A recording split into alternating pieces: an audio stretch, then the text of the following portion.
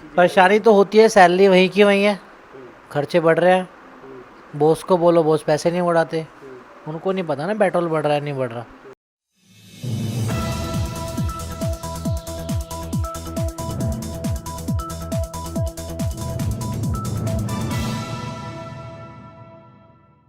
भ्रष्टाचार के खिलाफ आवाज़ उठाना बगावत है, बेरोजगारी के खिलाफ आवाज़ उठाना बगावत है, महंगाई के खिलाफ आवाज़ उठाना बगावत है, तो हम भी बागी, हमारा मजहब बगावत है। नमस्कार, एनबीसी हिंदी पर आप सभी का स्वागत है। मैं हूं आपके साथ मयंक तिवारी। पेट्रोल डीजल की लगातार कीमतें बढ़ती चली जा रही हैं।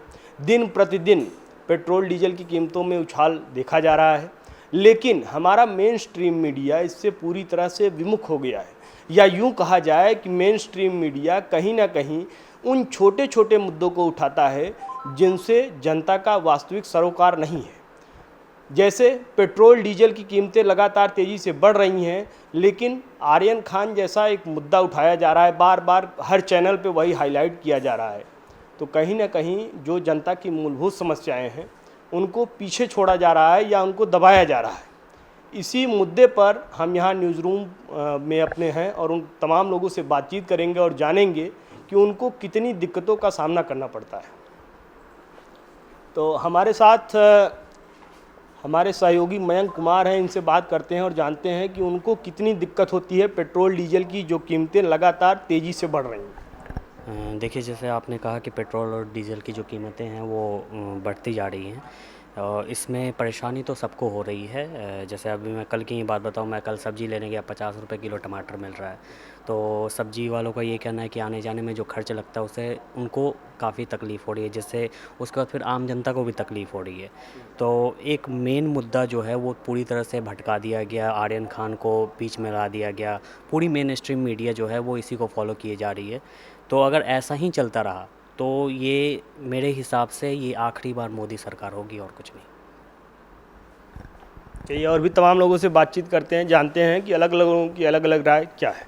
क्या कहना चाहेंगे आप, इस पूरे मुद्दे को आप किस तरह से देखते हैं? सर, सबसे पहली बात तो ये है, बीजेपी सरकार ने तो ये बोल दिया है कि 100 करोड़ टीके में, मतलब उन्होंने पेट्रोल के दाम और टीके के मतलब मुफ्त कर दिए। इस लोगों को दिखा रहे हैं कि मैंने 100 करोड़ लोगों को टीके लगाए हैं। इसका मतलब ये है कि पेट्रोल से जितनी भी आमदनी होगी पेट्रोल से निकाल लेंगे।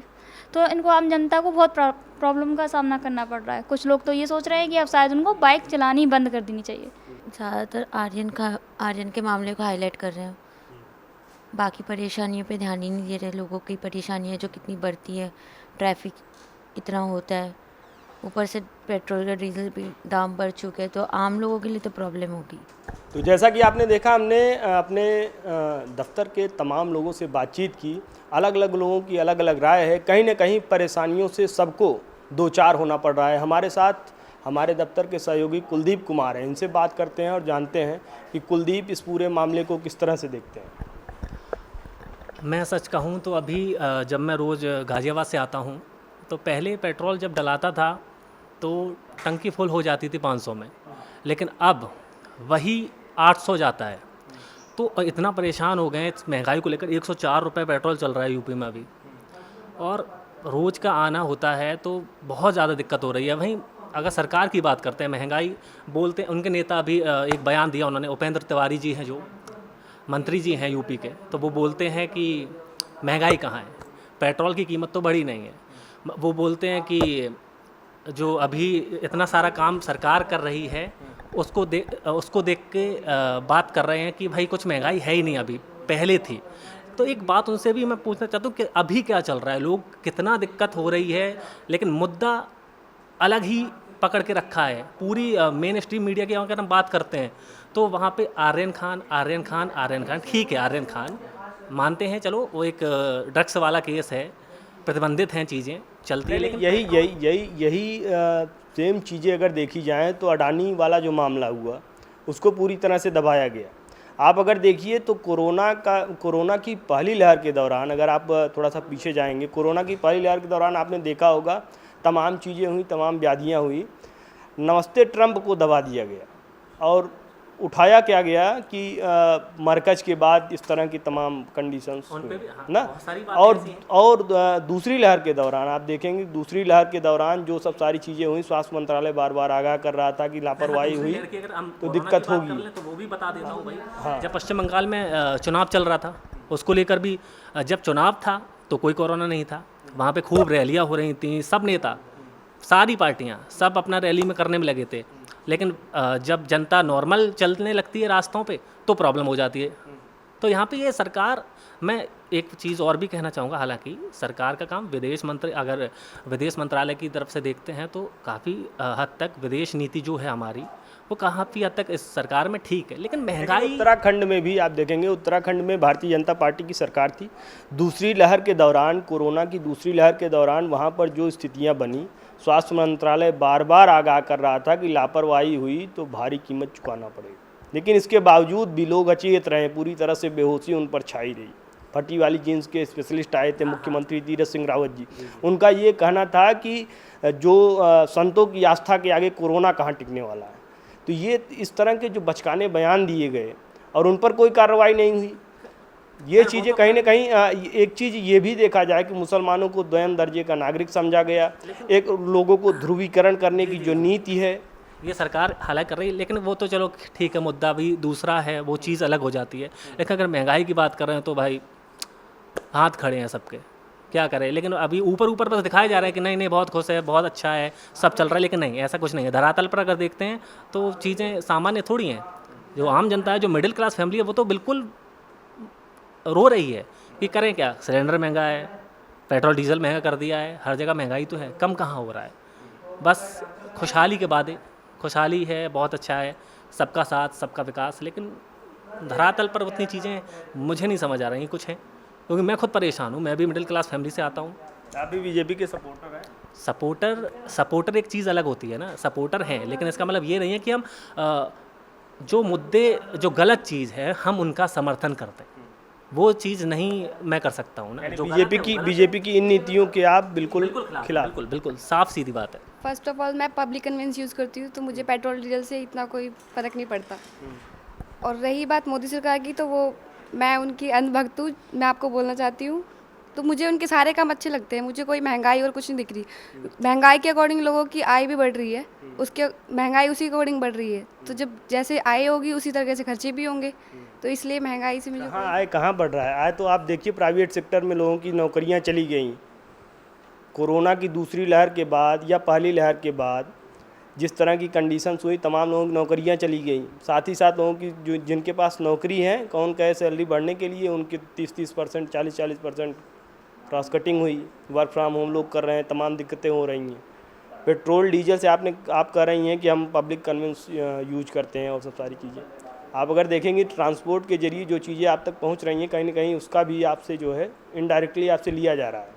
तो किस तरह से नहीं, मुझे इससे तो कोई वो नहीं है, फ़र्क नहीं पड़ रहा है इससे। तो मेरे लिए ठीक है, सब कुछ सही चल रहा है। पर जो लोग अगर महंगाई देख रहे हैं, उसके अकॉर्डिंग और चीज़ें भी तो देखें, कितनी चीज़ें अच्छी हो गई है, वो भी तो देखें ना। कि क्या कांग्रेस की सरकार में महंगाई नहीं थी? उसकी सरकार में अच्छी थी, सब सस्ता था क्या? पेट्रोल इतना पहुंचा था जितना अभी है? अभी है जितना वो नहीं पहुंचा था, पर कुछ कंडीशंस है जिसके अकॉर्डिंग ये जा ही रहा है।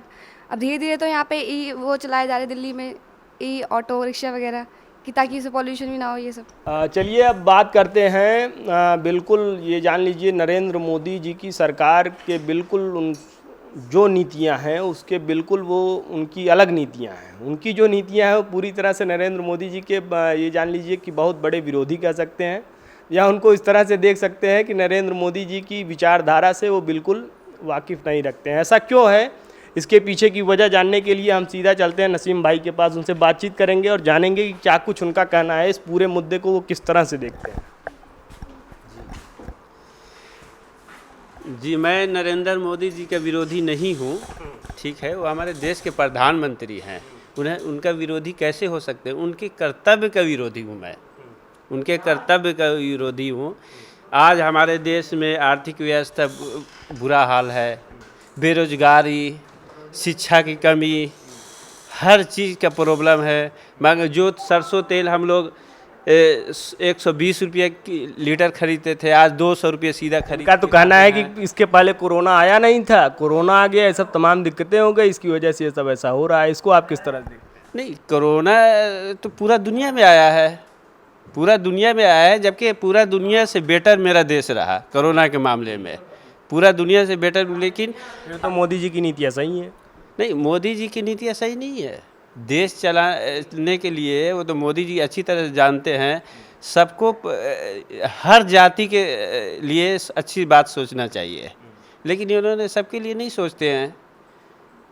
कुछ लोग ऐसे हैं कि मोदी जी के चाहे कितने भी वो कुछ कर दे, लेकिन मोदी जी के तारीफ़ करते हैं, मोदी जी के गवर्नमेंट के तारीफ़ करते हैं, लेकिन नहीं करना चाहिए। जो सच्चाई है बोलना चाहिए। आज हमारे देश में डीजल पेट्रोल का कितना हाई रेट चल रहा है, लोग परेशान हो जा रहे हैं।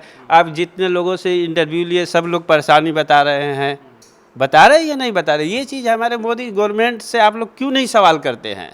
ये जो मेन मुद्दा है आप लोग क्यों सवाल नहीं करते? हम तो मेन मुद्दा उठाए ना, बाकी चैनलों की हमारा सबसे बड़ा मुद्दा आज का जो है वो यही है कि मेन स्ट्रीम मीडिया पूरी तरह से इससे विमुख है। उसको NBC हिंदी ने उठाया है, और इसके पीछे की वजह क्या है, इसी की पड़ताल के लिए हम आप लोगों से बात कर रहे हैं। बस ये हमको एक चीज़ ये बताइए, जैसे मान लीजिए पेट्रोल डीजल की कीमतें बढ़ी हैं और सब तमाम चीज़ें हुई हैं, रोज़मर्रा की जो चीज़ें हैं, जैसे आप सब्जियाँ खरीद रहे हैं और सब सारी चीज़ें, उस पर कुछ असर पड़ा है इसका, या आपको लगता है कि जैसे पहले था कुछ 19-20 करके हिसाब किताब ठीक ठाक चल रहा है? नहीं, उस पर तो बहुत ज़्यादा असर पड़ा है ना। जो रोज़मर्रा की चीज़ है सभी लोग खरीद के खाते हैं, चाहे देश के हमारे देश की जितने भी जनते हैं सब लोग खरीद के खाते हैं। सबको पता है कि कितना महंगाई हो गई है, सब्जी इतना महंगी हो गई है, हर सब्जी महंगी हो गई है। कैसे लोग खाएगा, कैसे पिएगा, क्या करेगा? बेरोज़गारी इतना ज़्यादा है, नौकरी नहीं मिल रहा है। 8,000 10,000 का नौकरी बहुत मुश्किल से जो पढ़े लिखे हैं, एजुकेटेड लोग हैं वो कर रहे हैं, तो अपने बच्चे कैसे पालेंगे? ये अपने बच्चे, ये तो मोदी जी को सोचना चाहिए ना।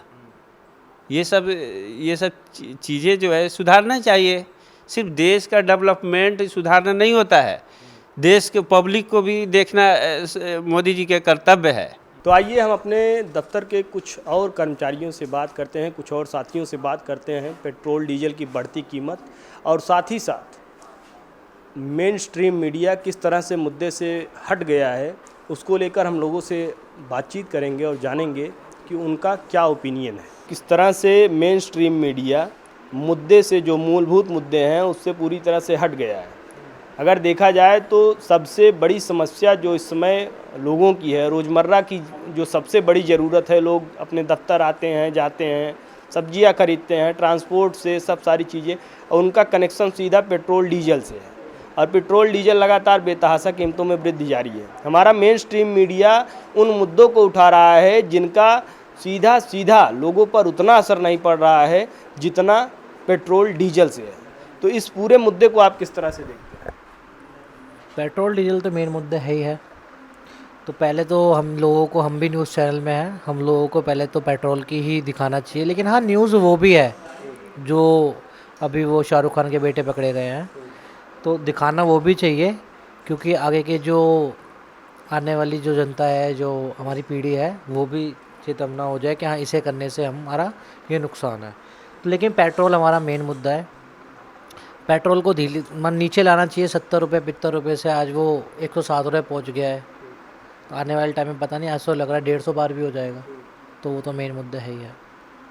तो परेशानी कितनी होती है अगर देखा जाए डेली दफ्तर आने जाने में और सब सारी चीज़ें? कोरोना के बाद से कामकाज में जो डिस्टर्बेंस हुआ और तमाम चीज़ें हुई, तो इससे अपनी जो निजी समस्या है उसे व्यक्त करिए, किस तरह से वो सब सारी चीज़ें? परेशानी तो होती है, सैलरी वहीं की वहीं है, खर्चे बढ़ रहे हैं। बॉस को बोलो, बॉस पैसे नहीं बढ़ाते, उनको नहीं पता ना पेट्रोल बढ़ रहा है नहीं बढ़ रहा।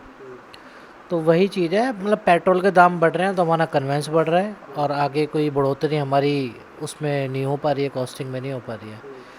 तो यानी कहीं देखा जाए तो जो हमारी सेविंग है उसमें पूरी तरह से सेंध लग रही है। वो सेविंग में से ही हमारी कटौती हो रही है। बिल्कुल सेविंग बिल्कुल नहीं हो पा रही जो पहले सेविंग होती थी। सीधा आम आदमी पे ही इसका प्रभाव पड़ रहा है। कभी जाति के नाम पर, कभी धर्म के नाम पर, कभी मजहब के नाम पर, कभी संप्रदाय के नाम पर होती है तो केवल और केवल सियासत होती है। उसका आम लोगों पर कितना प्रभाव पड़ता है, किस तरह से प्रभाव पड़ता है, केवल और केवल होती है तो वोट बैंक की राजनीति होती है, जिसके तहत आम लोगों को वाकई में कितनी परेशानियों का सामना करना पड़ता है, इसे आप बखूबी समझ गए होंगे। अगर देखा जाए तो सबसे बड़ा मुद्दा जो है, अभी आप देखेंगे उत्तर प्रदेश, उत्तराखंड, पंजाब समेत 5 राज्यों में चुनाव होने हैं और उसका जो असर पड़ेगा वो सीधा कहीं ना कहीं इन पेट्रोल, डीजल और तमाम जो चीज़ें हैं इसको देखते हुए ही उसके परिणाम भी आएंगे। लेकिन आपको लोक लुभावने वायदे किए जाएंगे आपसे और सब तमाम चीज़ें की जाएंगी, सारी चीज़ें पटरी पर हो जाएंगी, रोज़गार के ऑफ़र अलग अलग पार्टियां अलग अलग तरीके से देंगी, लेकिन आपको किस तरह से आपका जनप्रतिनिधि कौन होगा ये आप उसे ही चुनिए जो आपकी समस्याओं का निवारण कर सके। कैमरामैन जतिन गुप्ता के साथ मयंक तिवारी, दिल्ली।